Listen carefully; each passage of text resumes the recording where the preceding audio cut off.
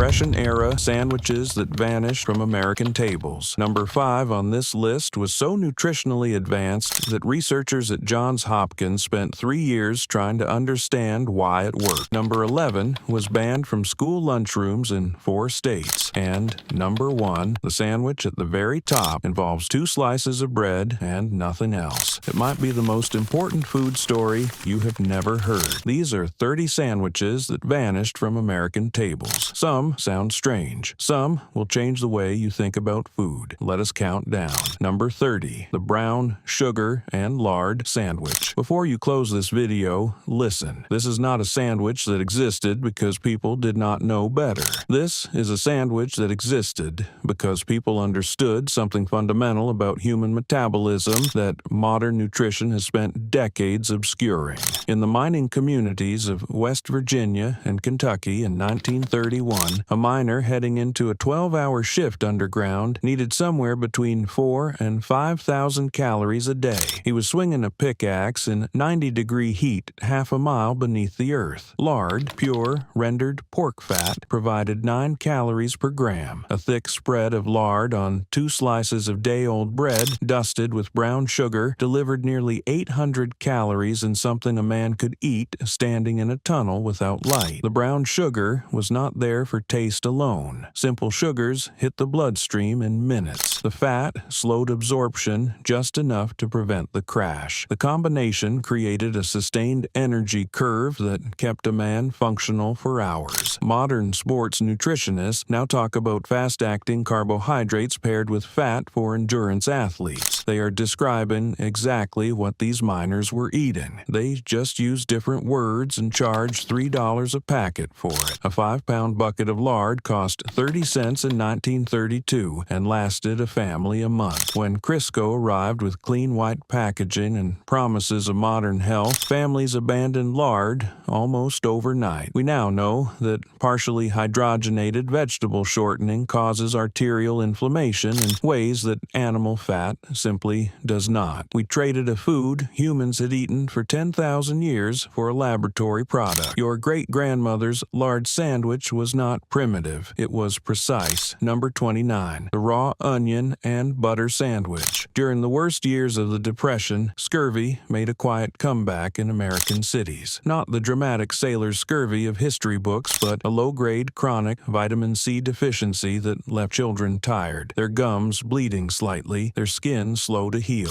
Fresh fruit was expensive. Citrus was a luxury. Onions cost a penny each. They stored for months in a root cellar. A single medium onion contained enough vitamin C to prevent the worst symptoms of deficiency. Mothers who had no idea what vitamin C was, who had never heard the word antioxidant, who had no access to nutrition science of any kind, discovered through sheer observation that children who ate onion sandwiches got sick less often. They stayed sharper in school. They had better color in their cheeks. The sandwich was 1 slice of raw onion, rings separated, layered on buttered bread, salted heavily. The butter softened the harshness of the raw allium. The salt drew out just enough moisture to make the onion juicy against the bread. Workers ate them without shame in factory lunchrooms across Detroit and Cleveland. The smell announced you before you walked in the door. Nobody cared. The French have been eating soup à l'oignon for 400 years and calling it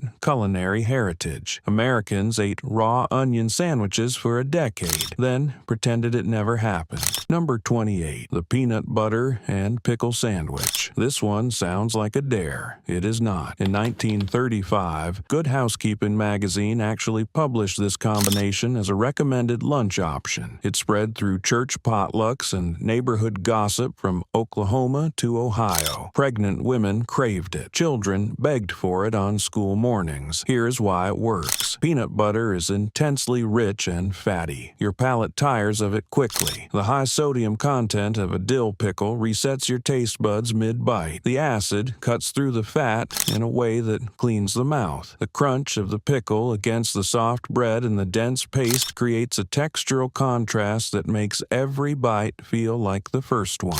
Food scientists at the University of Minnesota studied flavor pairing in 2017 and confirmed what Depression-era mothers had already figured out. out. High-fat foods paired with high-acid, high-sodium elements create addictive flavor loops. Your brain reads the combination as more satisfying than either component alone. The peanut butter and pickle sandwich is currently experiencing a revival on food blogs and Reddit threads, written about as though it is some kind of daring culinary discovery. Your great-grandmother discovered it first because she was paying attention to what actually worked. Number 27. The tomato sandwich. In the summer, when backyard gardens exploded with more tomatoes than any family could eat before they rotted, the tomato sandwich was not poverty food. It was the one moment of the year when a poor family ate better than a rich one. A thick slab of sun-warmed tomato layered on white bread, spread with Duke's mayonnaise, dusted with black pepper and salt, and eaten immediately before the bread could soak through. School teachers in Mississippi and Georgia tried to ban the tomato sandwich from lunch boxes in the early 1930s. Not because of the nutrition, because it dripped.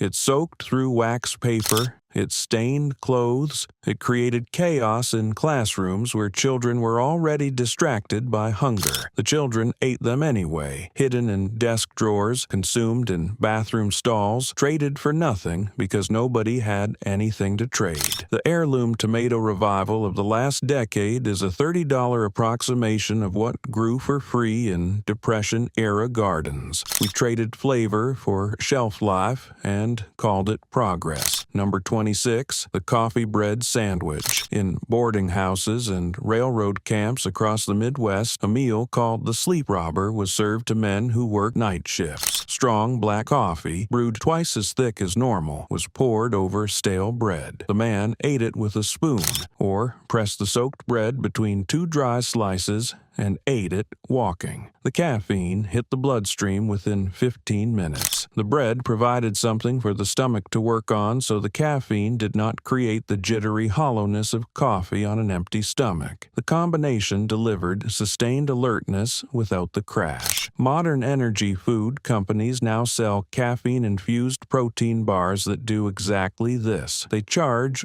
$4 each. Men in railroad camps in 1934 achieved the same result with yesterday's bread and 10 cents worth of coffee grounds. Number 25. The souse sandwich. Souse is pickled pork, pig's feet, ears, and sometimes a snout simmered until tender, then packed into a loaf with vinegar, red pepper, and hot sauce, allowed to set, sliced thin on bread with raw onion and a drizzle of pepper vinegar. In the black communities of the rural South, souse was not poverty food in the pejorative sense, the same product sold in German delicatessen as head cheese or in French charcuteries as fromage de tête. American families in sharecropping cabins made it from the parts the landowner did not want and ate better than they were given credit for. The fermented acidity of the vinegar brine acted as a preservative. A loaf of souse kept for a week without refrigeration.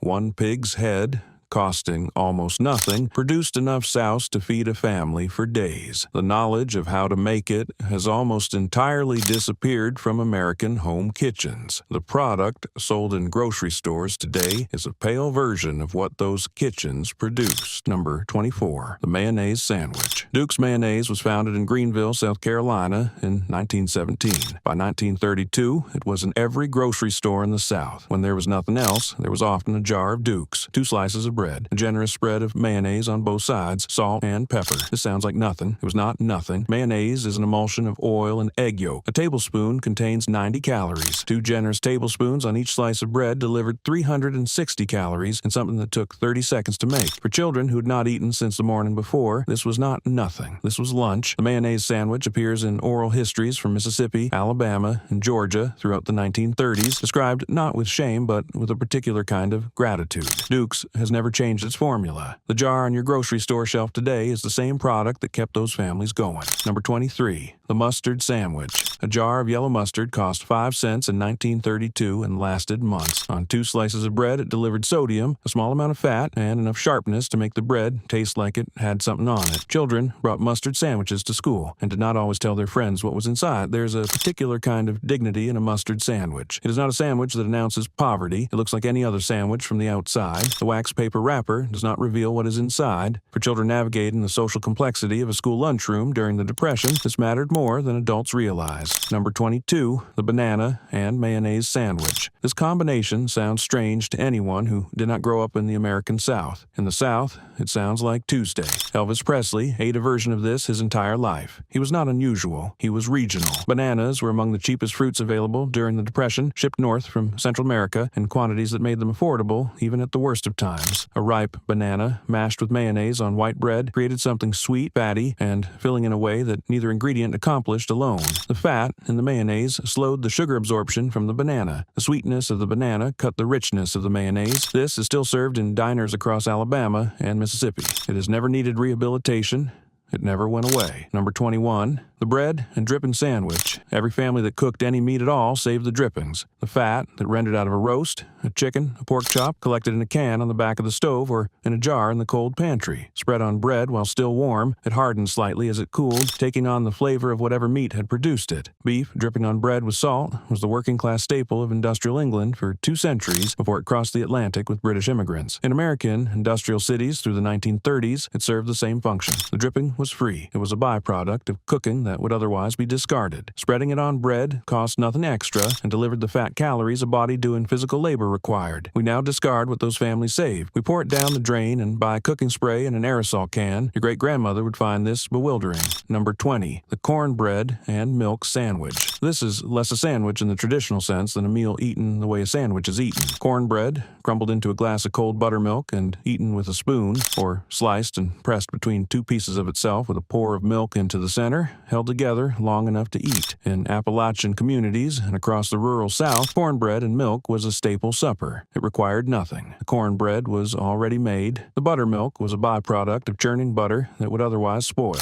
The combination was complete nutrition. The protein and fat of the milk balanced the carbohydrate of the corn. Old men in Tennessee and Kentucky still describe this as their favorite meal, not because times were hard, because it was genuinely good. Number 19, the fried baloney sandwich. Bologna was the Depression-era protein. It cost less than any other meat product. It kept without refrigeration for days, and a single slice delivered enough fat and protein to get a working man through a morning. Fried bologna is a specific thing. You score the edges with a knife, so it does not curl. You put it in a hot, dry pan until the edges char slightly and the center blisters upward and fills with steam. You press it flat. The result is something entirely different from cold bologna on bread. The fat renders. The edges caramelize. The inside stays juicy. A fried bologna sandwich on white bread with yellow mustard is currently sold at restaurants in Nashville and Pittsburgh at $12. Your great-grandmother made it for 11 cents. She did not consider it a specialty. She considered it Tuesday. Number 18, the peanut butter and honey sandwich. Peanut butter became genuinely affordable in the mid-1930s when commercial production drove the price down to a level that Depression-era families could access. Honey, where families kept bees,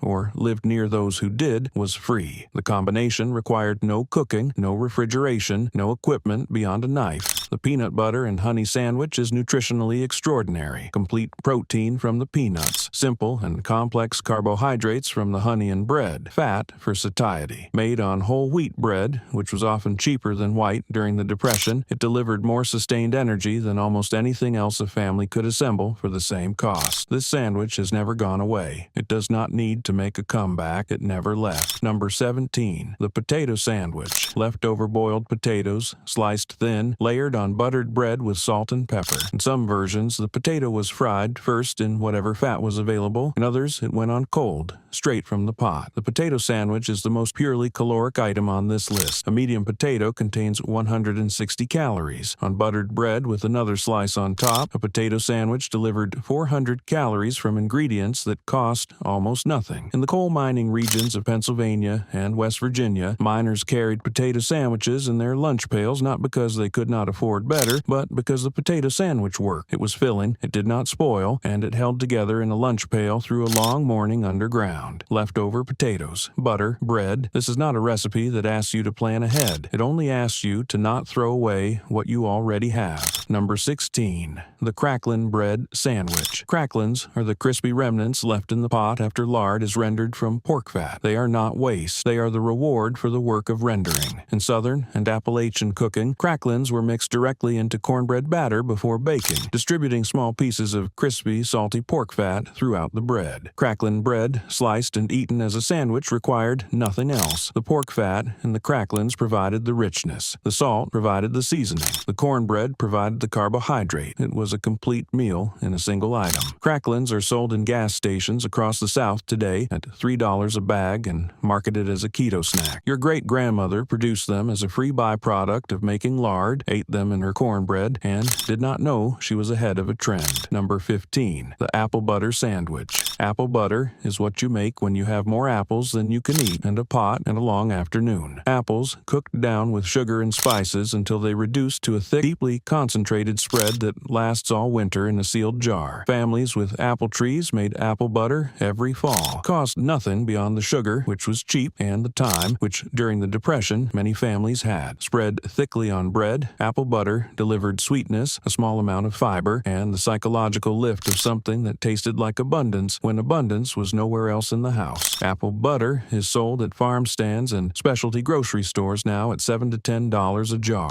Your great-grandmother made a dozen jars from one tree and stored them in the root cellar. She did not consider this remarkable. It was just October. Number 14. The sardine sandwich. A can of sardines cost 8 cents in 1933. It contained complete protein, omega-3 fatty acids, calcium from the soft edible bones, and enough calories to constitute a real meal. Nutritionally, the sardine is among the most efficient foods that can be purchased for any price at any point in history. Depression-era families who ate sardines regularly were getting better nutrition than families who spent 10 times as much on other proteins. Sardines on white bread with mustard and raw onion. The mustard cut the richness of the fish. The onion provided sharpness and vitamin C. The bread provided the carbohydrate to make it a complete meal. Americans largely stopped eating sardines after World War II when rising prosperity made them seem like poverty food. The Japanese, the Norwegians, the Portuguese, and the Spanish never stopped. They are not suffering for it. Number 13. The sweet potato and butter sandwich. Sweet potatoes stored well, grew in poor soil, produced abundantly with minimal care, and cost almost nothing at market. In the rural South, they were a staple year-round. Roasted sweet potato, sliced while still warm and layered on buttered bread,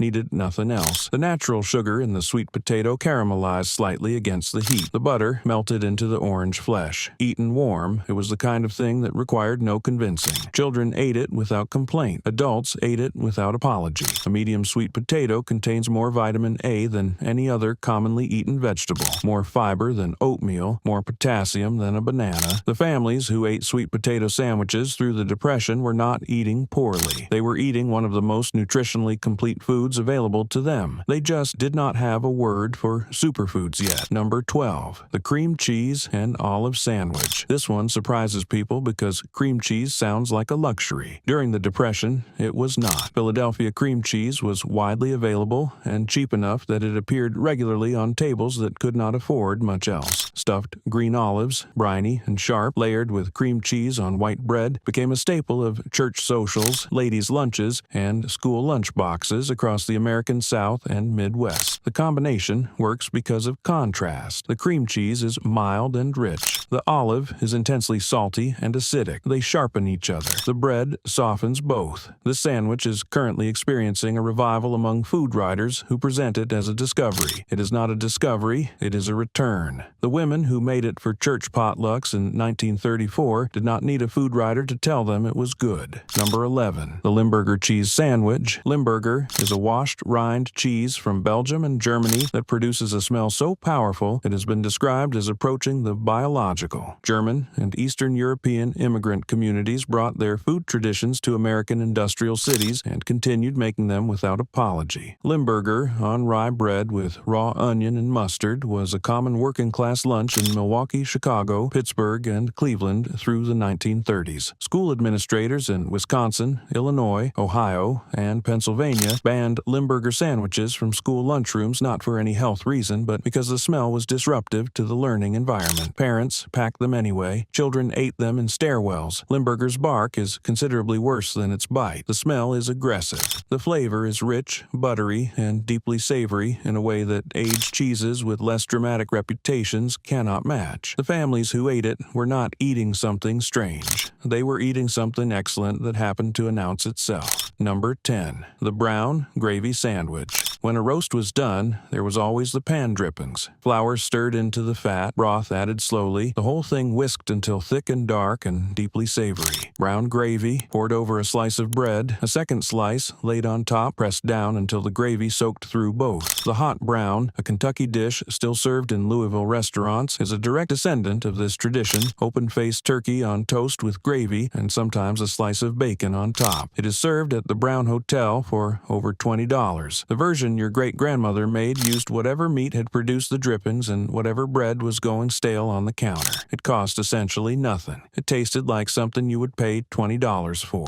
Gravy is not a topping. Gravy is the point. Number 9. The watermelon rind sandwich. The red flesh of the watermelon was eaten. The rind was not discarded. In households that had learned not to waste anything, the rind was pickled. Packed in a brine of vinegar, sugar, and spice, watermelon rind transforms into something crisp, sweet, tart, and complex. A pickled watermelon rind sandwich on white bread with a little mustard or mayonnaise was a summer staple across the rural South. The practice of pickling watermelon rind is documented in American cookbooks as far back as the mid-1800s. It crossed racial lines and regional lines and was common in black and white Southern kitchens alike. The rind that would have been composted was turned into a condiment, a side dish, and a sandwich filling. Watermelon rind pickles are sold in specialty food stores today at $8 a jar. The watermelon costs the same as it always did. The rind is still free. Your great-grandmother knew something the specialty food market is charging you to rediscover.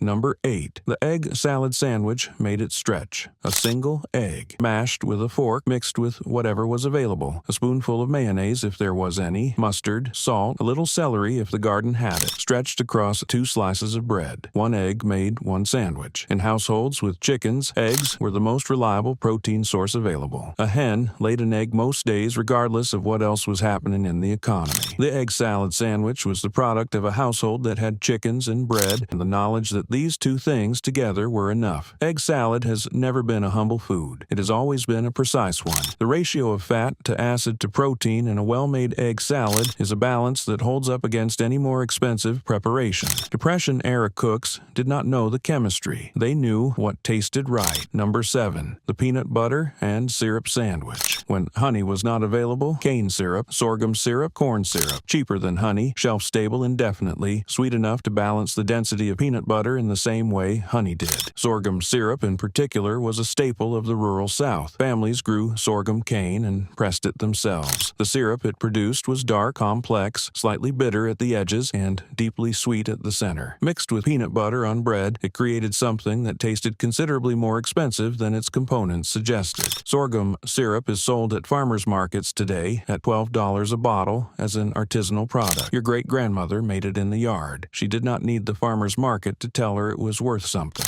Number 6. The fried green tomato sandwich. At the end of the summer, when frost threatened and green tomatoes remained on the vine that would never ripen, they were picked and used. Sliced thick, dredged in cornmeal, fried in a cast-iron pan in bacon grease until the outside crisped and the inside softened but held its shape, on white bread with mayonnaise. That is the whole recipe. The fried green tomato is now associated with Southern cuisine as a regional specialty, ordered in restaurants by people who consider it a treat. During the Depression, it was a practical solution to the agricultural reality of a killing frost. The tomatoes were going to be lost. They were not lost. They were turned into one of the great sandwiches of American food history by the same logic that governed everything in those kitchens. Nothing gets wasted. Everything gets eaten.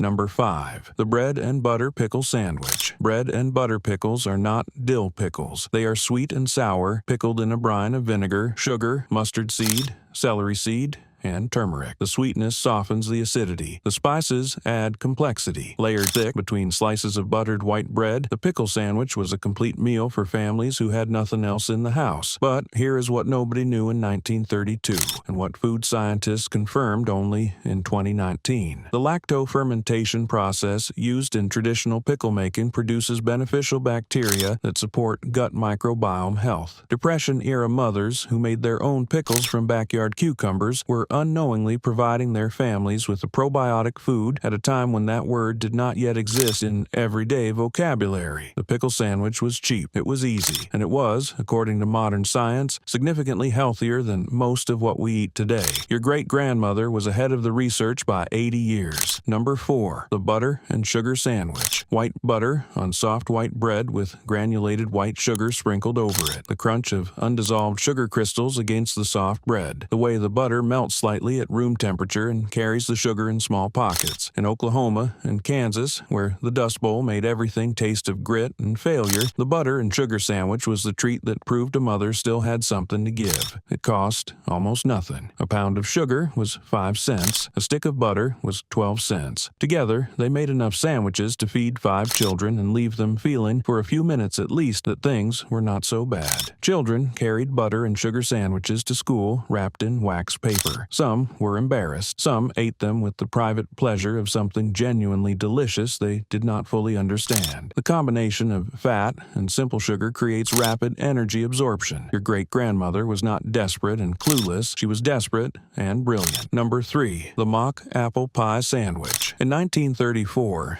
Nabisco printed a recipe on the back of a box of Ritz crackers that should not have worked. Ritz crackers, simmered in water with sugar, lemon juice, cream of tartar, and cinnamon, produced something that tasted almost exactly like apple pie to people who had not eaten an apple in months. Food scientists have studied this phenomenon seriously. The cream of tartar creates an acidic environment similar to apple's malic acid. The lemon juice reinforces it. The cinnamon triggers sensory memories associated with baked apples. The texture of the softened cracker approximates the texture of cooked apple, if your reference point for cooked apple is imprecise. The mock apple sandwich took the filling and pressed it between slices of bread instead of baking it into pastry. Faster, simpler, requiring no oven time. Children ate it and called it apple pie, and their mothers let them believe it. That act of creative deception, of making something from nothing and calling it by the name of what a child deserved to eat, is one of the most quietly extraordinary things I know about the women who fed America during the Depression. Number 2. The peanut butter and bacon grease sandwich. This combination does not appear on any food blog. It is not in any cookbook written after 1945. It exists only in oral histories and a handful of handwritten recipe cards that have survived in attic boxes and church archives. When peanut butter became affordable in the mid-1930s, plain peanut butter on plain bread, eaten every day, became monotonous in a way that was hard to push through.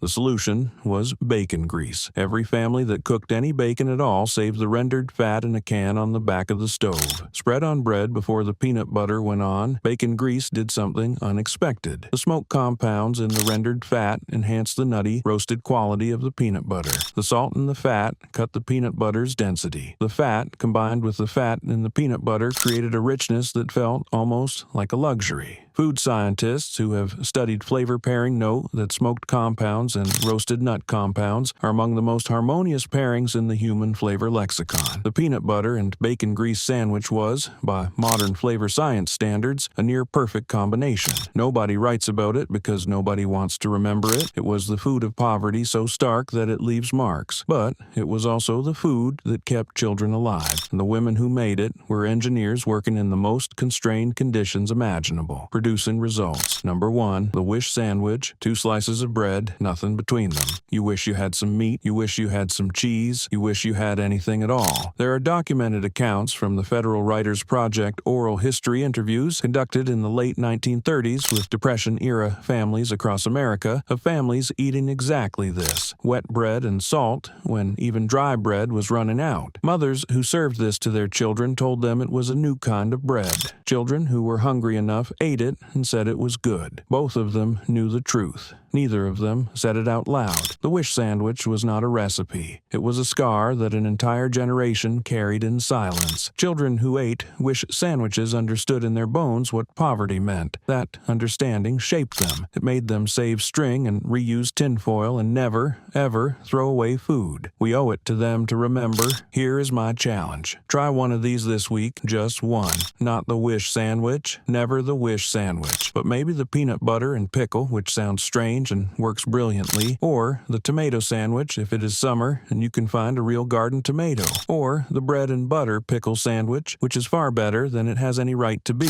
Then come back and tell me if your great-grandmother was just desperate, or if she actually knew something about food, about chemistry, about making something from nothing that we have spent 90 years trying to forget. Because these were not just sandwiches. They were proof that human beings, when stripped of everything, when reduced to the absolute floor of what is available, will still sit down at a table and try to make something worth eating. Your great-grandmother knew. Now you know too. Share which one you're going to try in the comments. I want to know which of these survived in your family. I want to know if any of these sounds like something your grandmother made and never explained, because there are entire chapters of American food history that never got written down, that lived only in hands and kitchens and the quiet knowledge of women who fed their families through the worst decade this country has ever seen. They deserved better. The least we can do is remember what they knew.